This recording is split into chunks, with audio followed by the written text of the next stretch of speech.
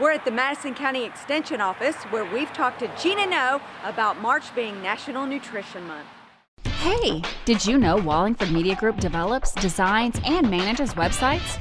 Well, we do. Contact us soon for your brand new website, or let us give you a fresh new makeover. Well, March is National Nutrition Month, and really it's just an opportunity for us to encourage people to eat healthy.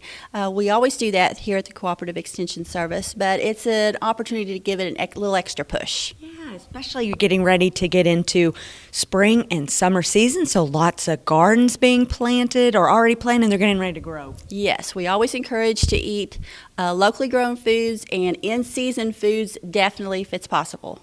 And lots of color I have in front of us. What do we have today? Yeah. What I've laid out today I thought would be something that would be great for an Easter brunch or an Easter lunch. That's coming up really soon.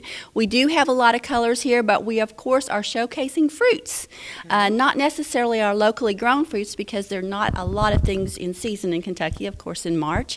But this is called the Rainbow Parfait, and we start down at that end with the purple and the grapes and move through the whole rainbow up to strawberries. And you could substitute in the summer if you wanted to put some more locally grown things in there. We could do honeydew instead of the kiwi. We could probably put in cantaloupe instead of the oranges. We will be having blueberries and strawberries pretty soon. So some of these things we will have locally. Gina, how much fun would this be to get your kids involved and have them make something and be involved in cooking, teaching them young? Oh, definitely. That is one of the things that we really try to do. And we encourage people to eat as a family.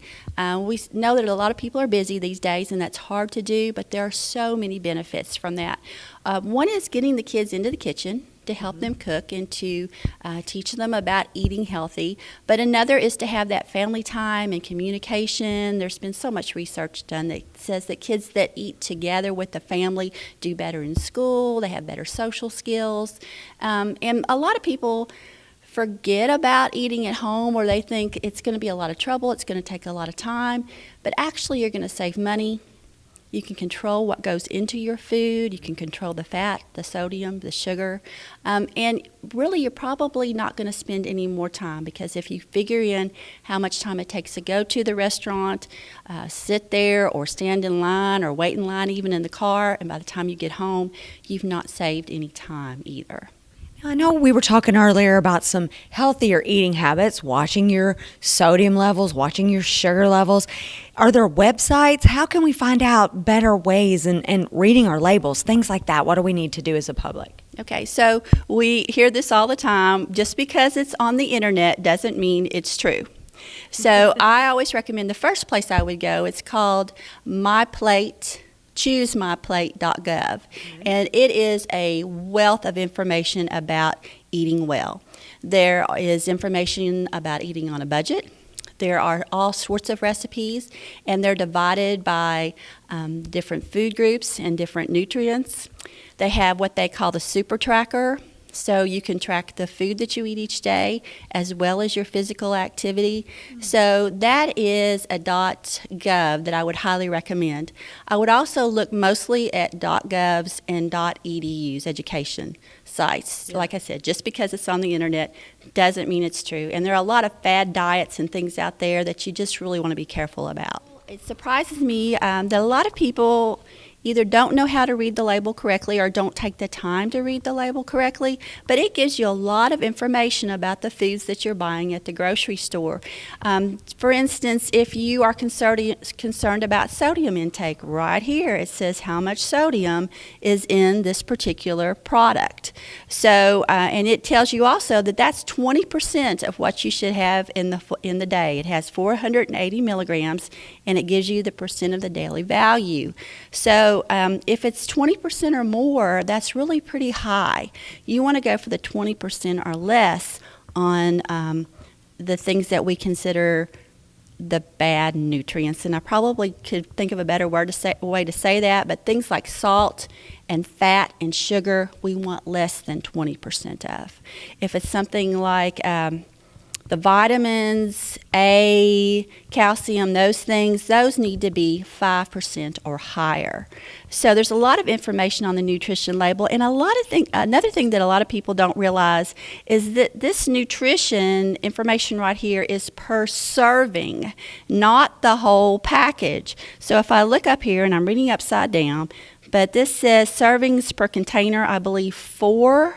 So really, if I ate this whole package, I would get 480 times 4 milligrams of sodium, not just the 480. And I think That's a a lot of lot. people don't realize that. Yeah, that's extremely high, especially if you're on some type of blood pressure medicine or have any type of heart issues. And it's the same thing if you're diabetic or pre-diabetic. You want to watch the sugars and the carbs. And then a lot of people are watching fat and cholesterol. So those are other things you can look and find on your food label. You can't deprive yourself of anything. You know, you might say, well, my weakness is ice cream. I love ice cream. I think we all do, right? Everybody. So my preferred serving of ice cream would be a big bowl like this.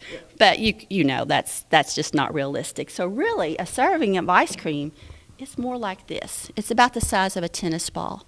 And if you give yourself a little bit instead of depriving yourself completely, then you can probably stay on that kind of a diet. But you can't, and diet again is not exactly the right word, but you can stay on that regimen instead of just completely doing away with ice cream. So give yourself a treat, but moderation is the Yes, key. moderation and watching portion sizes and controlling those sizes.